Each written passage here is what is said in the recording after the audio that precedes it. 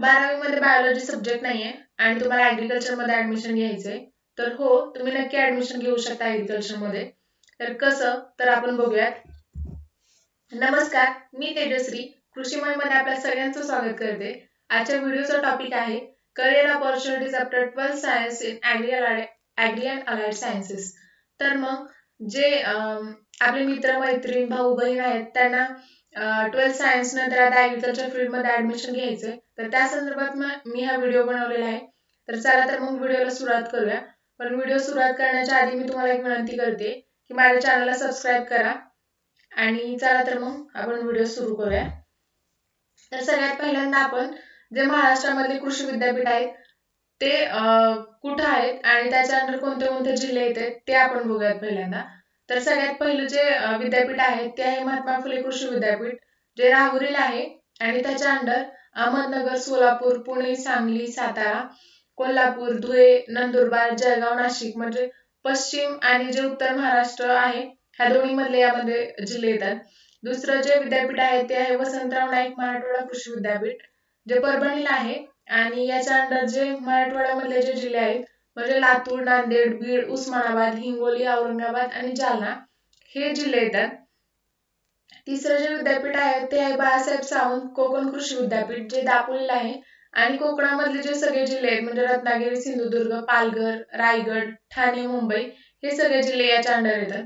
नंतरचे जे विद्यापीठ आहे ते आहे पंजाबराव देशमुख कृषी विद्यापीठ जे अकोल्याला आहे. तर याच्यामध्ये जे विदर्भामधले जिल्हे आहेत म्हणजे अकोला, अमरावती, यवतमाळ, चंद्रपूर, वाशिम, भंडारा, गोंदिया, वर्धा, बुलढाणा, नागपूर आणि गडचिरोली हे सगळे जिल्हे येतात. तर तुम्ही ह्या सगळ्या युनिव्हर्सिटीसाठी अप्लाय करू शकता. तर सगळ्यात महत्वाचा इलिजिबिलिटी क्रायटेरिया काय आहे तुम्हाला ॲग्रीमध्ये ऍडमिशन घेण्यासाठी तर तो आपण बघूयात. तुमचं मिनिमम एज 16 वर्ष असलं पाहिजे आणि आपण जर आता पर्सेंटेज बघायचे झाले तर जर तुम्ही ओपन कॅटेगरी मधील असाल तर तुम्हाला 50% असणं गरजेचं आहे आणि जर तुम्ही रिझर्व कॅटेगरी मध्ये असाल तर तुम्हाला 40% असले तर खूप झाले. तर एज्युकेशन बघायचं झालं तर तुमचं जे 12वी असेल ते विज्ञान शाखेमधून असणं गरजेचं आहे आणि त्याच्यामध्ये जर तुमचा PCB, PCM किंवा जर डबल ग्रुप असेल तरी उत्तम. तर आपण पात्रता परीक्षा बघणार आहोत म्हणजे एंट्रन्स एक्झाम्स तुम्हाला कोणत्या लागतात तर नीट असेल, JEE असेल किंवा जर तुम्ही CET दिली असेल तरी आपली कोणतीही एक्झाम तुम्हाला चालते. तर आपण ऍग्रिकल्चर फील्ड मधल्या ज्या शाखा आहेत त्या बघणार आहोत. आता सगळ्यांना ऍग्रिकल्चर बद्दल तर माहिती आहे म्हणजे BSc ऍग्रिकल्चर हा कोर्स असतो हा तर माहिती आहे. पण हे सोडून ऍग्रिकल्चर फील्ड मध्ये खूप साऱ्या शाखा आहेत ज्या खूप जणांना माहित नाहीये तर आपण त्याबद्दल बघूया. आता BSc ऑनर्स हॉर्टिकल्चर ही पण एक ब्रँच आहे ऍग्रिकल्चर मधली. तर त्याच्यामध्ये फुलशेती आणि फळशेती याबद्दलचा अभ्यास असतो तुम्हाला. नंतरची जी फील्ड आहे ती आहे BSc honours agri business management म्हणजे हा जो कोर्स आहे तो ऍग्रिकल्चर प्लस मॅनेजमेंट हे दोन्ही कंबाईन करून हा स्पेशल कोर्स डिझाईन केलेला आहे. नंतरचा जो कोर्स आहे तो आहे BTech फूड टेक्नॉलॉजी म्हणजे तुम्हाला फूड टेक्नॉलॉजीच्या रिलेटेड सगळं या कोर्समध्ये शिकायला मिळेल. नंतरचा जो कोर्स आहे तो आहे BTech ॲग्री इंजिनिअरिंग म्हणजे जर तुम्हाला कृषी शाखेमध्ये अभियांत्रिकीमध्ये करिअर करायचं असेल तर हा कोर्स नक्कीच तुमच्यासाठी आहे. नंतरचा जो कोर्स आहे तो BSc ऑनर्स फॉरेस्ट्री. नंतर कोर्स आहे BSc ऑनर्स कम्युनिटी सायन्स. नंतर आहे BTech agri biotechnology, BSc fishery science. तर अशा खूप साऱ्या ब्रांचेस आहेत ऍग्रिकल्चर फील्डमध्ये तर तुम्ही यामध्ये ऍडमिशन घेऊ शकता. नंतर काही टिप्स आहेत जे मी तुम्हाला सांगणार की फॉर्म भरताना तुम्ही नक्की याचा विचार केला पाहिजे. तर सगळ्यात पहिली टिप्स आहे ती आहे तुम्ही जेव्हा फॉर्म भरताय त्यावेळेस फक्त एकच तुम्ही फॉर्म भरू शकता म्हणजे 2 किंवा 3 फॉर्म तुम्ही नाही भरू शकत. जरी तुम्ही भरले तरी तुम्ही प्रवेशासाठी पात्र नाही राहत. त्याच्यामुळे मी तुम्हाला विनंती करते की तुम्ही फक्त एकच फॉर्म भरा आणि तो व्यवस्थित भरा. नंतरची जी दुसरी महत्वाची टिप आहे ती आहे की जेव्हा तुम्ही कोणत्या फील्डसाठी अप्लाय करताय त्यावेळेस म्हणजे आता जर तुम्ही ऍग्रिकल्चरसाठी अप्लाय करताय तर जास्तीत जास्त जे कॉलेजचे प्रेफरन्स असतील ते तुम्ही द्या.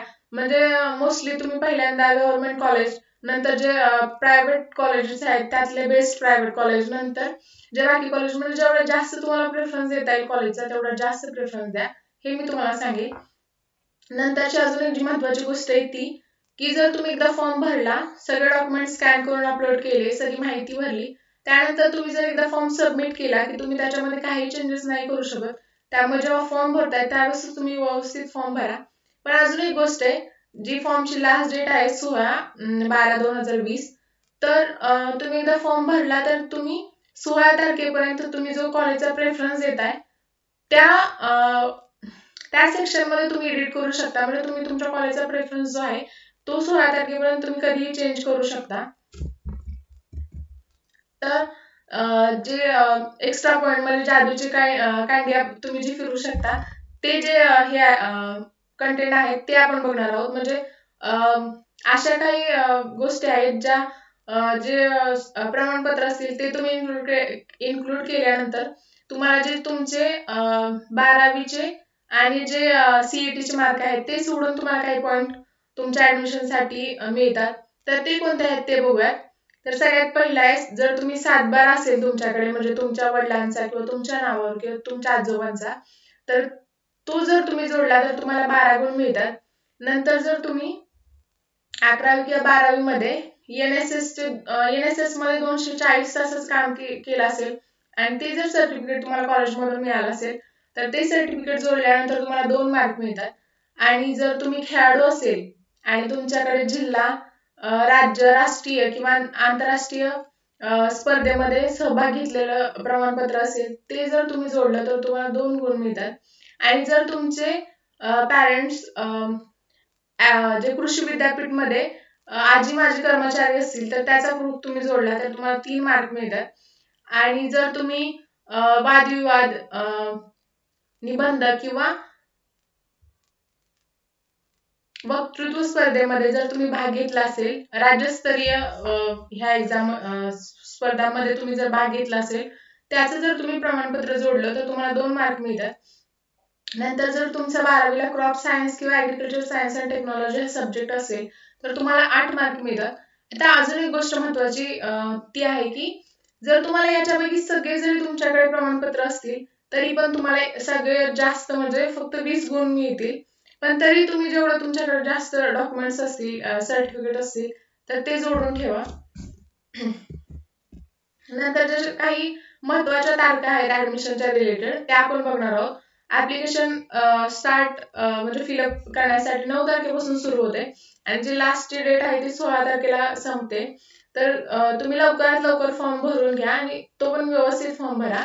नंतर तुम्ही फॉर्म भरल्यानंतर एक प्री मेरिट लिस्ट लागते. म्हणजे जर कोणते डॉक्युमेंट्स तुम्ही अपलोड केले नसतील आणि ते जर नेसेसरी असतील तर काही कारणामुळे तुमचा फॉर्म रिजेक्ट होतो. तर अशी जी लिस्ट आहे ती 20 तारखेला 5:30 नंतर लागते. मग जर तुमचे काही डॉक्युमेंट्स अपलोड केले नसतील, तुमचा फॉर्म जर रिजेक्ट झाला असेल तर त्याबद्दल तुम्ही तक्रार किंवा ते डॉक्युमेंट्स तुम्ही परत अपलोड करू शकता.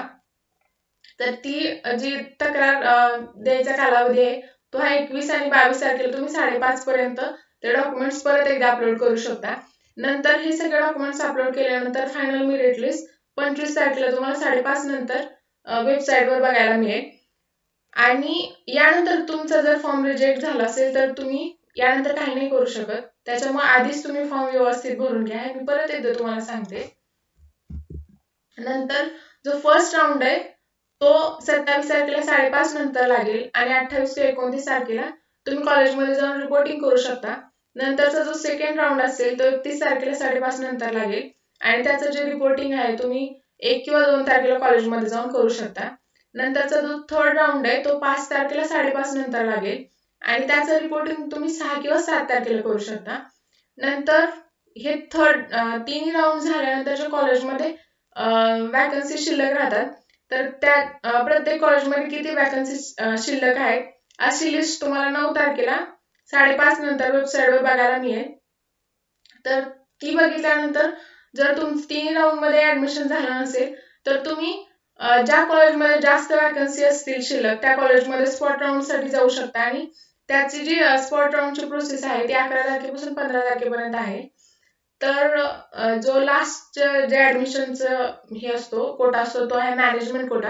म्हणजे एवढ्या सगळ्या प्रोसेस मधून जरी तुमचं ऍडमिशन झालं नसेल तर तुम्ही मॅनेजमेंट कोटामधून ऍडमिशन घेऊ शकता. आणि ती जो ऍडमिशन घेण्याचा पिरियड आहे तो आहे 12 ते 19.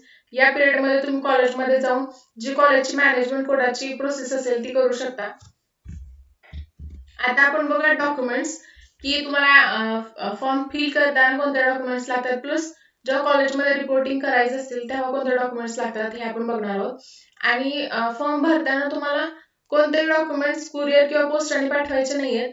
ते डॉक्युमेंट स्कॅन करून वेबसाईटवर अपलोड करायचे. पण जेव्हा तुम्ही कॉलेजमध्ये जाताय रिपोर्टिंगसाठी त्यावेळेस तुमच्याकडे ओरिजिनल डॉक्युमेंट असणं गरजेचं आहे.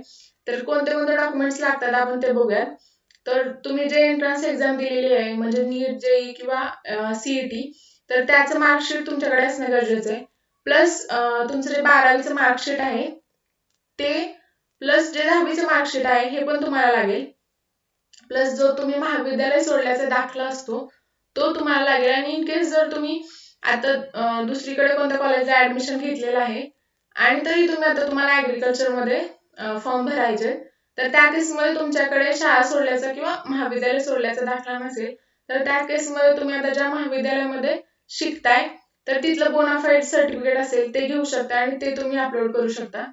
प्लस जो 7/12 उतारा आहे तो, आणि जे शेतकरी असल्याचा दाखला जो तहसीलदारकडून मिळतो तो पण लागेल तुम्हाला. जर तुम्ही शेतकरी असाल किंवा तुमचे वडील शेतकरी असतील तर ते तहसीलदारकडून तसा दाखला घेऊ शकता.